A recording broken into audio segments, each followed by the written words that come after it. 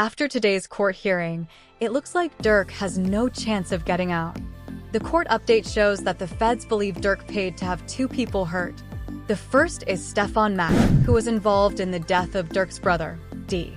The second is OTF Jam's baby mom, who sadly passed away after Durk found out that Jam had been wearing a wire. The feds think Jam is the key to putting Durk in prison for all three crimes. This belief grew stronger after an Instagram live where Durk noticed Jam touching his jacket a lot and whispering, which made Durk realize that Jam was wearing a wire. I am not lying, back in the day, things were very different. Man, when I was growing up, AR to what happened to D, that whole situation that went down, and then soon after, Metro got involved. It was just announced in court that more than 230 gigabytes of digital evidence is being looked at for discovery. This includes audio recordings, surveillance footage, and 20,000 pages of reports. Most of the evidence is believed to come from Jam's recordings. OTF Jam is the same person that Durk gave $50,000 to when he got out of prison a few years ago. What is his name? He is always crying, feed him, get the money. Do you see that? That is my baby. How do you all hold your babies? I have to hold my money like this. It is crazy out here. People are doing all this sneak dissing and playing games on the internet. Instead of doing that, why not make some money and win? I do whatever I want to do. I can do whatever I want. You cannot do that, bro. You know how many years I have done? How many years I served? Yes, that is your last, man. 12 years. That boy came out after 12 years of making so much money, just trying to figure out the right way. Man, Durk must have noticed something was wrong with Jam, acting strange a few months before that Instagram live.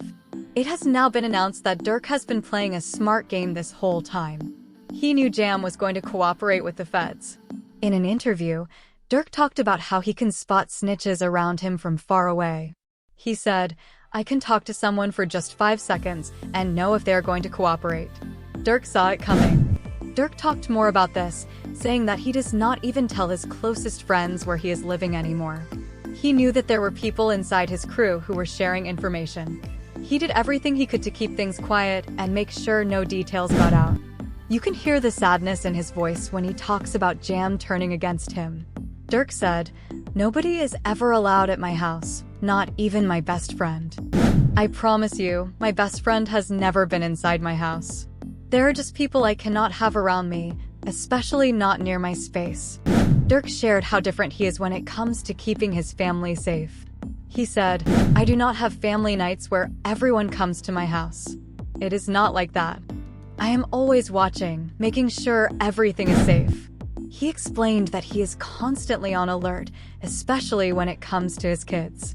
Durk's mindset is that if anyone gets too close to his children, he will take action. It's clear from his words that he plays by a different set of rules when it comes to protecting those he cares about. "I don't play around," he said. "I watch everything. I watch who is around my kids, and I make sure no one gets too close." Durk didn't realize that Jam was informing on him until it was too late. At first, he had no idea that Jam was working with the authorities. But when Durk was arrested and taken in on charges, things started to come to light. It became clear that Jam had been talking to the feds, feeding them information that would later lead to Durk's downfall. After Durk was arrested, things got tense quickly. He sent his people, his goons, after Jam. There were reports that Jam had been found hiding by OTF members. According to the report, Jam was trying to lay low, trying to stay out of sight after things turned sour. It seems that Jam knew he was in trouble, and he tried to hide, but it was already too late. Durk's people were already on the lookout for him, and the pressure was on. This situation shows just how intense things can get in this world, especially when trust is broken. Durk had been close to Jam, and he never expected him to turn on him. Now, after everything had unfolded, Durk had to take matters into his own hands. The loyalty he thought was there was shattered, and it became a fight for survival. It's clear that Durk's way of handling things is no longer the same as it once was. His approach to life and protecting his family is more cautious and defensive. He does not take any chances, and he always keeps a close eye on those around him. His trust in people has been broken, and now he has learned to be even more careful with who he lets into his world. The experience with Jam was a hard lesson, one that Durk will carry with him moving forward.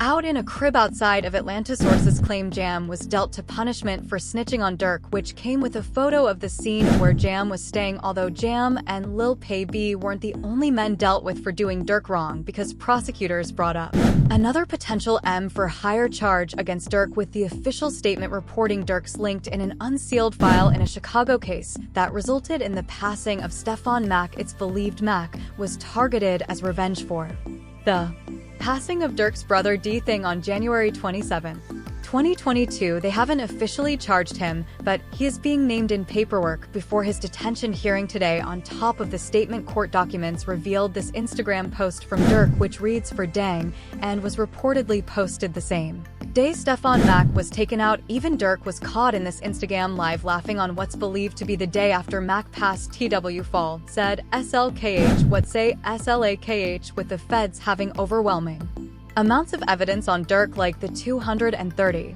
gigs we talked about. Most fans blame Jam for being responsible. However, in an attempt to get Durk out, his lawyers sent a request for bond. Durk's lawyers proposed a $3.3 million bond backed by equity in his homes and cash from Sony Music. Due to the severity of Durk's crimes, it was quickly denied. However, the judge granted his lawyers to give reasons why Durk should be released from jail, and if they fail, it'll be the end of Durk. The first thing they shared was a defense to the lyrics they're using against him, because it was announced in court. Durk's producer says that the Wonderful Wayne and Jackie Boy song with Babyface Ray, which prosecutors say bragged about the passing, was actually recorded 7 months before the incident, as Durk's lawyers gathered the official file from the studio on the day that Durk recorded Ed the Verse, which revealed he recorded the lyrics on January the 25th, 2022, while the Baby incident happened 7 months later in August 2022. These lyrics were important to be cleared from Durk's name because the feds were trying to make it look like he was laughing at PB's passing, as the lyrics rap "Look on the news and see your son, you screaming no," which is exactly how Quando Rondo was reacting to Lil PB's passing. This man, a passenger in that car, frantic at the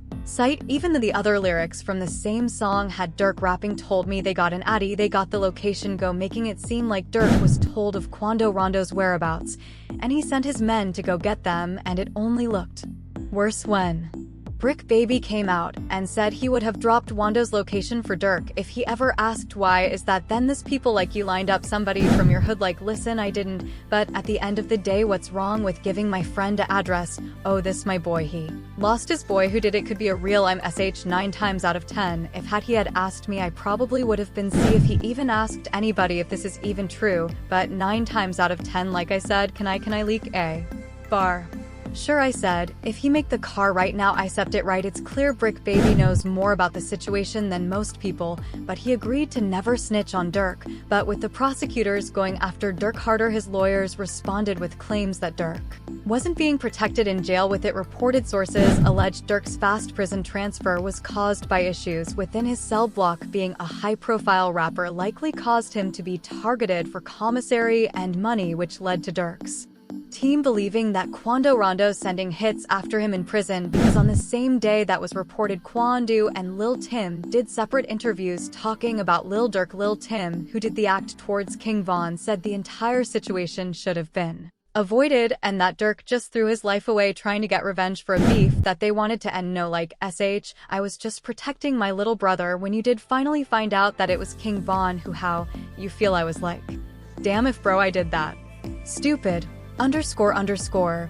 Last night he still would have been alive, that's how I was. But I was like, __. Ain't no the type person I am. Like, I'm a humble person. I ain't no disrespect to like his mama saying him like that, cause I could easily get on that type of stuff and be clout chasing type. Like, I ain't on that type. I'm a humble person. But it's like they ain't never popped that off. That would have never happened. Like that. Quander said something similar, but added on that Durk has a family with lots of responsibilities that he threw away. Whoever on my side, they got kids and a mama that 100% love them. And at the end of the day, bro, all this bull that we talking about is stupid. That could have been handled a totally different way. It could have been handled to the point where a song and 3-4 million could have came out or whatever like that could have got handed in a legit way and in a music way, but this made Durk's jail life even harder because he was moved to a new block with worse living conditions very similar to YMW Melly, where Charleston White said people like him don't deserve good jail lives, even though the YMW Melly, I'm so happy he in jail get mistreated, yeah, I'm so happy he in jail getting mistreated, homie, oh homie, when you take a life homie, you ain't got a right to complain about a mothering thing about being mistreated when you done chose to play somebody. However, they kept sharing evidence against Lil Durk that they had like how there's a clip of Brick Baby like